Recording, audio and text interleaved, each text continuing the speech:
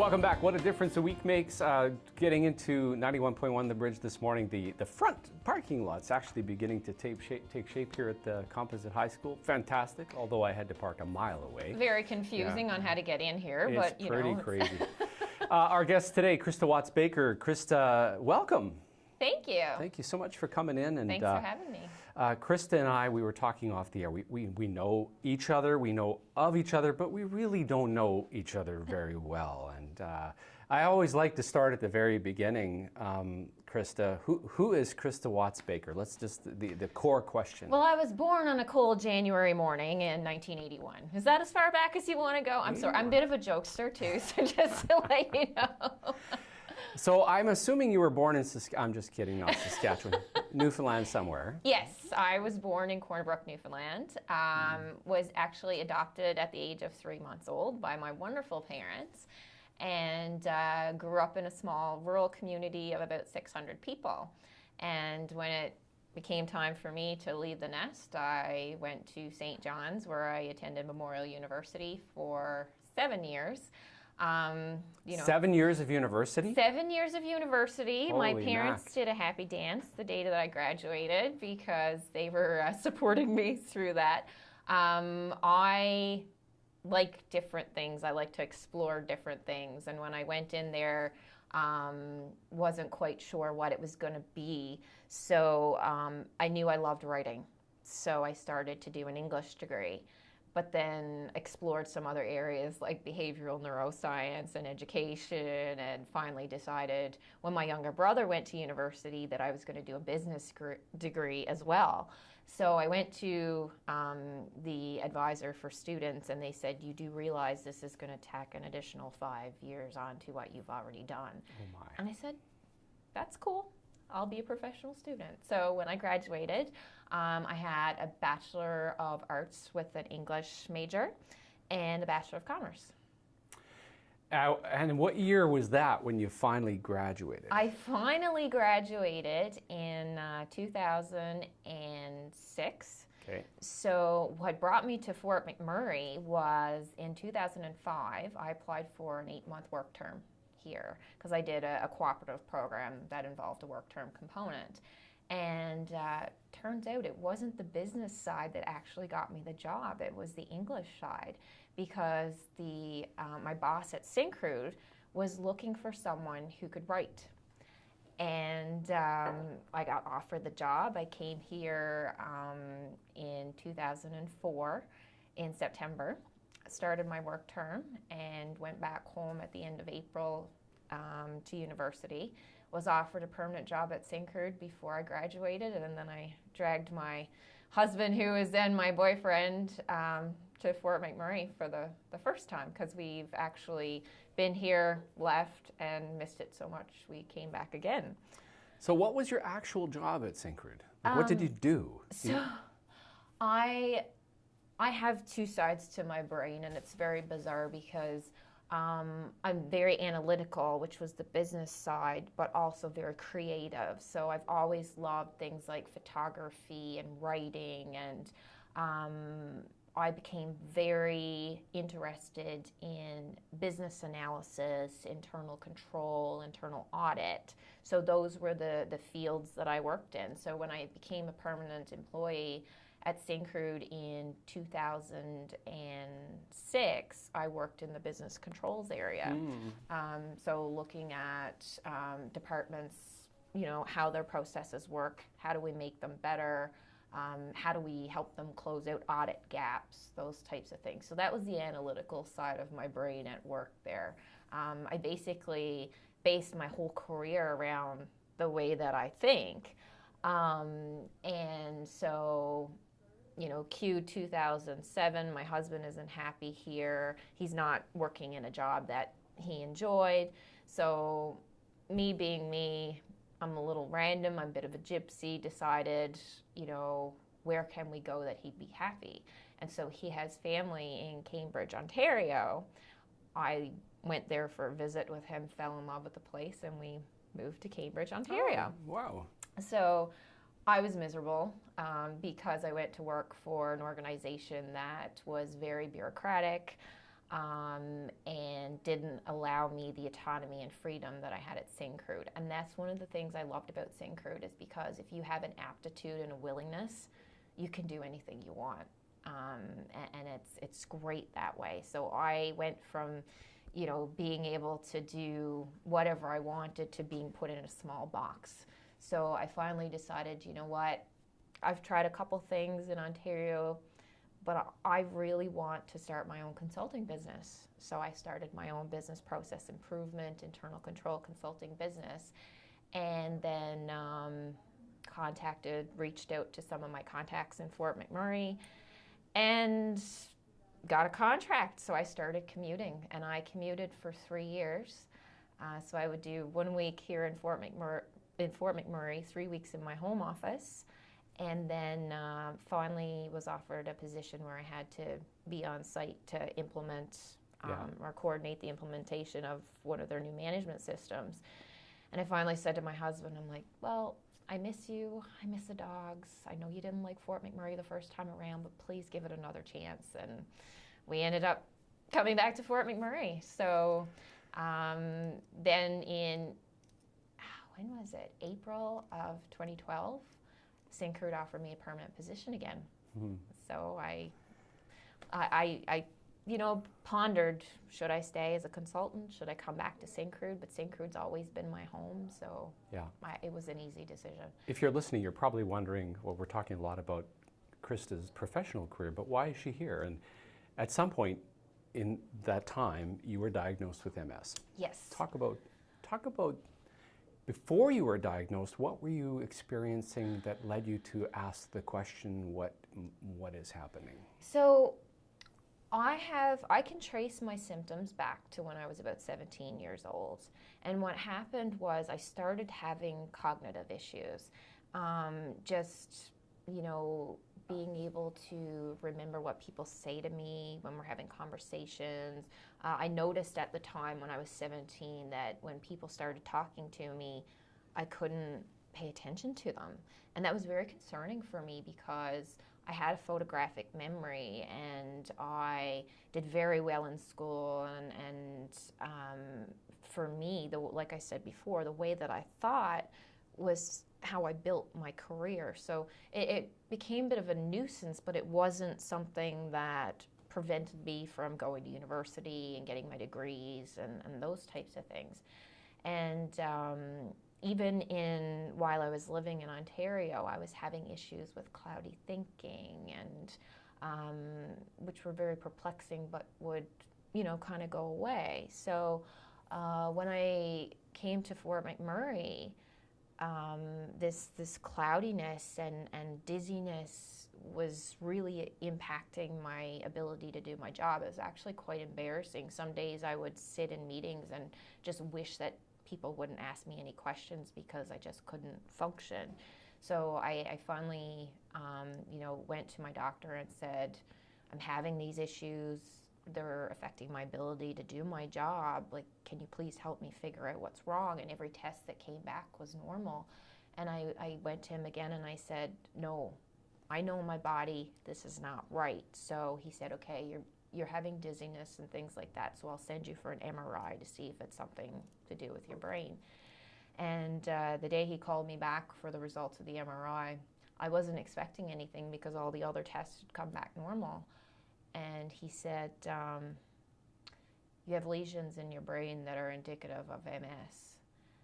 And I just kind of sat there, and I didn't really know a lot about MS at the time. So I was like, what does that mean? He started talking about things like getting a spinal tap and seeing neurologists, and I'm just so beside myself because I don't understand all of this stuff that he's saying to me, and that's why the MS Society became so important to me, because they helped me understand what all of that meant.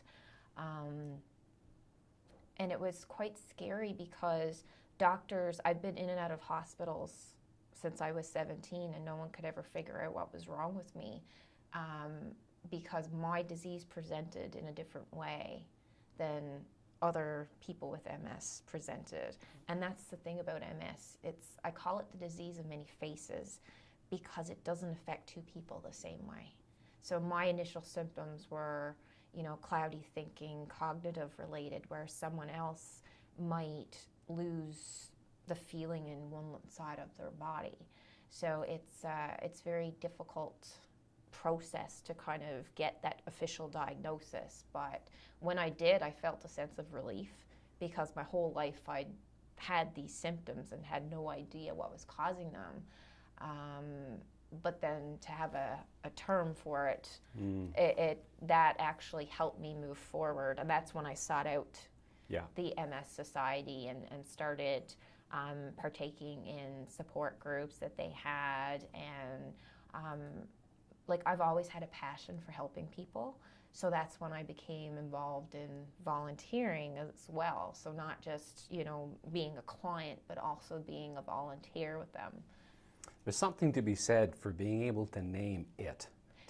Absolutely. Because Heather went through the same thing with her Wegener's disease. Yep. It took years to put a name to it. Yeah, But now happened, she knows what absolutely. it is. She can deal with it head on. And it's not easy when you're diagnosed with a disease that has no cure. I went through a whole identity crisis where I had to leave my job.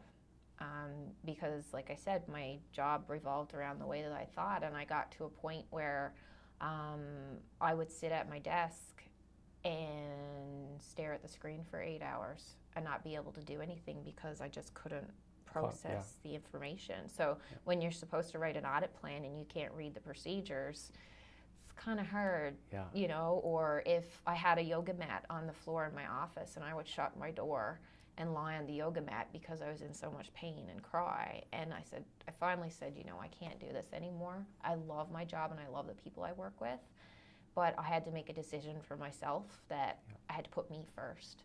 And so my job now is to take care of me. What you're doing brilliantly.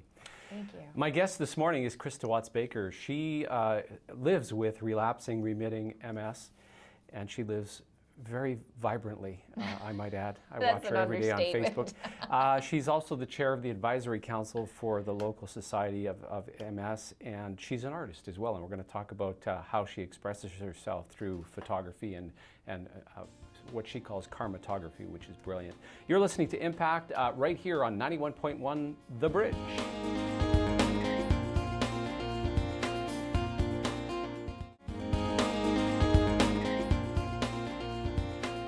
Welcome back to the show. Our guest is Crista Watts Baker. It's a good morning. Syncrude just announced a $530,000 donation to the community campaign, a corporate gift at their kickoff this morning. So fantastic. Hey, that's why we're I off and love running. Syncrude so much. I call it Mother Syncrude. I love it. Yeah.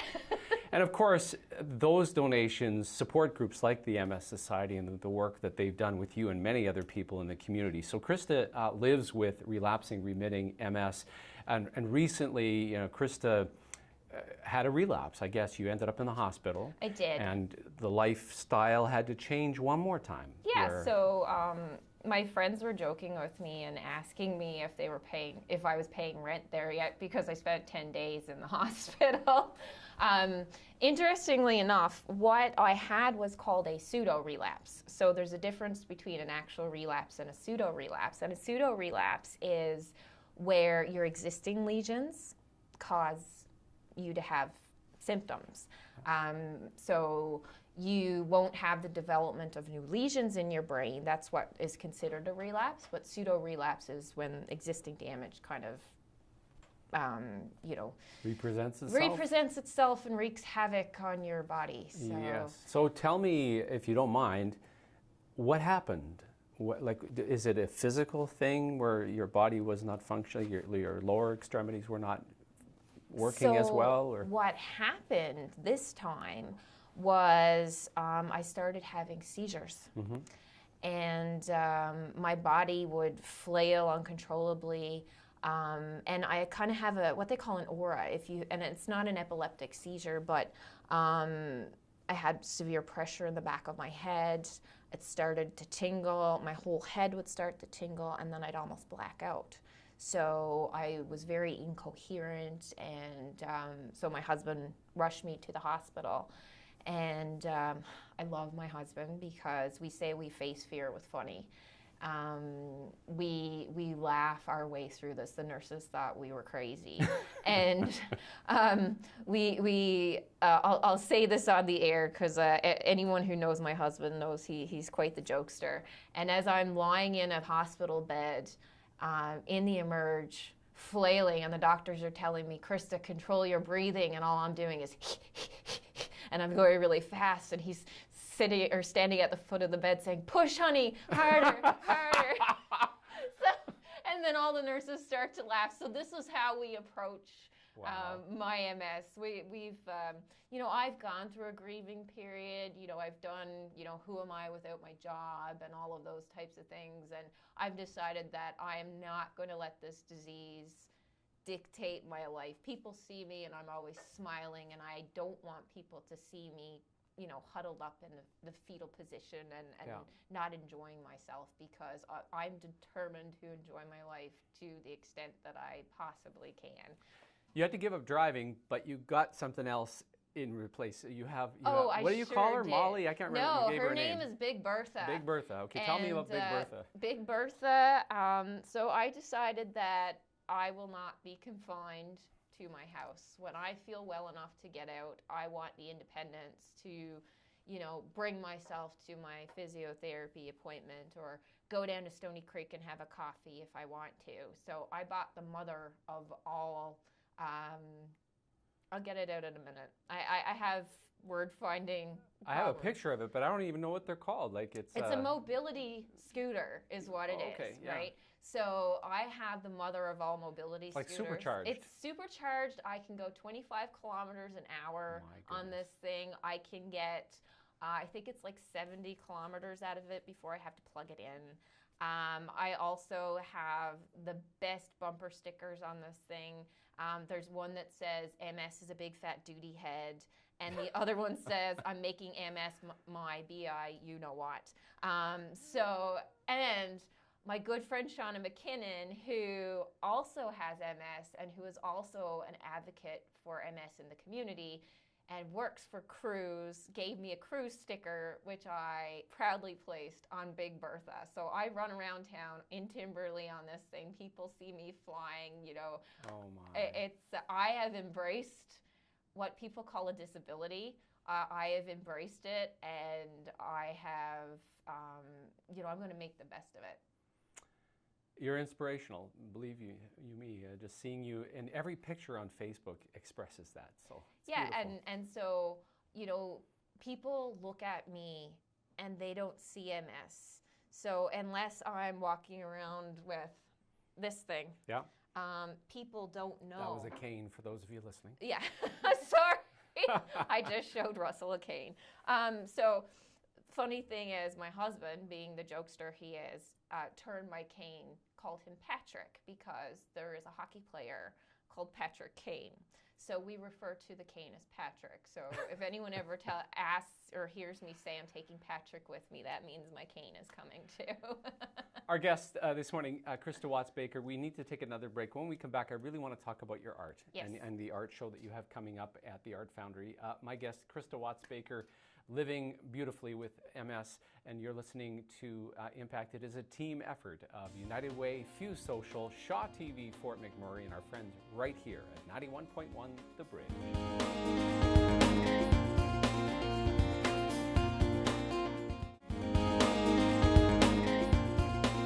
And welcome back. A real special edition of Impact today as we kind of go behind the scenes of life with MS as lived by Crista Watts Baker.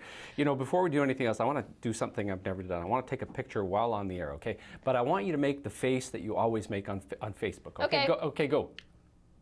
Yeah, that's perfect. we'll tweet that out later. You came out with some brilliant, inspired, and powerful art after the fire, and you have one piece in front of you. And talk about chromatography and the photography and what inspired you and why you're doing it. Okay, so in a nutshell, the left side of my brain, which is the analytical side, decided to kind of shut down on me a little bit. And that's why I had to leave my job. And through this whole process of self-analysis and rediscovering myself, I rediscovered the creative side of me, which I'd put on a back burner because I went to work early, I stayed late, I took my computer with me while I was on vacation, and I just let that whole creative side go to the wayside. And once I didn't have my job anymore, I struggled. Who am I without my job? And it came to me, it was like, you're a creative person. You need to use that, to your advantage. And I went through an exercise where I defined what my natural skills and abilities were and looked at what my purpose was. And I feel now I'm living that purpose. Can I read that to you?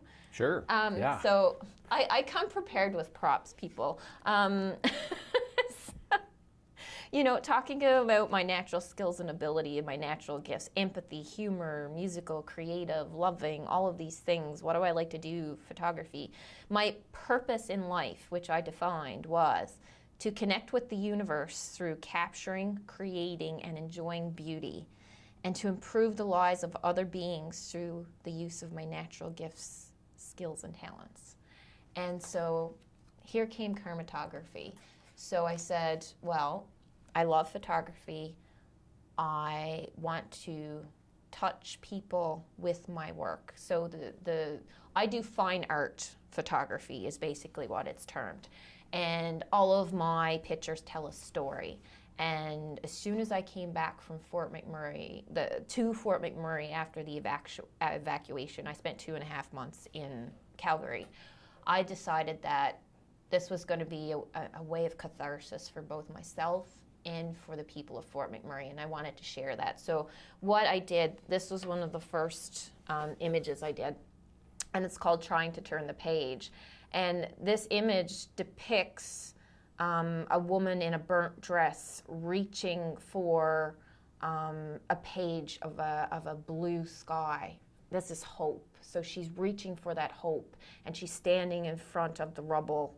And so this is her way of trying to get through the turmoil that the community is gone through. And I actually used this picture last year through the MS Society to raise money for the United Way campaign. You did. It was so these are the types of things that I do. I want to tell stories that touch people and that help them. So another example is I was at the Art Foundry, and I had 3 of my inner strength pieces there, and there was one piece called Stronger Self, where there's a lady with a piece of rope over her shoulder, and she's holding this lantern with light, and she's towing the same person on her hands and knees with this rope wrapped around her. And it's called Stronger Self because we all have a strength within ourselves. When we feel like we can't go on, then there is that stronger self within us that pulls us into the light. And this lady was there and saw that picture, and she wanted to buy it, and they told her it just so happened that Krista had donated one print for sale, and she wanted her picture taken with me in front of it. And she told me, she said, I've just been diagnosed with a very serious diagnosis, and I have to go to Ontario for surgery, and this spoke to me. I needed this picture. Thank you. And for me, that is, I have goosebumps. That's all the payment I need. I use my storytelling to help those in the community. So people ask me, why don't you charge for your work? Because anything I've ever done with my artwork has always been donated to charity. And it's a simple answer. It's, I might not be able to get out there and donate my time because I'm sick, but the things that I create, I can donate to help raise money for other organizations. So speaking of that, I have my own solo show, first solo show that I've ever done, and it's going to be 14 images that I've created based around, I've categorized them: the fire, living with chronic illness, social issues, and inner strength. And all of these images are being donated through a silent auction. So the opening reception starts at 6:30 on the 20th of October for any of your listeners who are out there who want to come and support these charities. I've handpicked the pieces and who I'm going to donate them to. So I have a piece that's called Body Image, and I've donated, the proceeds are going to Girls Inc. because of all the wonderful things that they do in the community to help promote self-esteem. I have another one that's called It Could Happen to You, and it's a image of a man in a business suit sitting on a bus stop with his briefcase, and the same man sitting on the same other side of the bench dressed as a homeless person with his garbage bag. And the whole story behind it was there's a fine line between being this successful business person and losing your job, and that one's going to the Center of Hope. And then there's one called If Only that I did of myself, lying on a couch, but then also playing a piano. And it's ghostly, the one sitting in front of the piano. And it's if only I wasn't so tired, if only I wasn't in so much pain.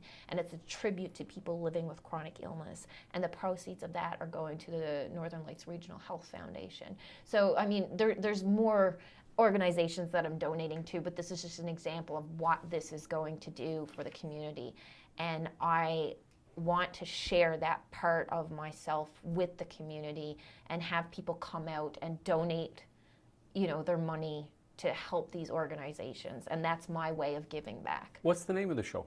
The show is called Fine Art Storytelling, Conception to Fruition. So it's going to be very interesting for those people who can't see the behind the scenes. So there'll be the final image like this one, but then there's also going to be my sketch. I am not a sketch artist by any means, way, shape, or form. So even seeing the sketch is going to be hilarious.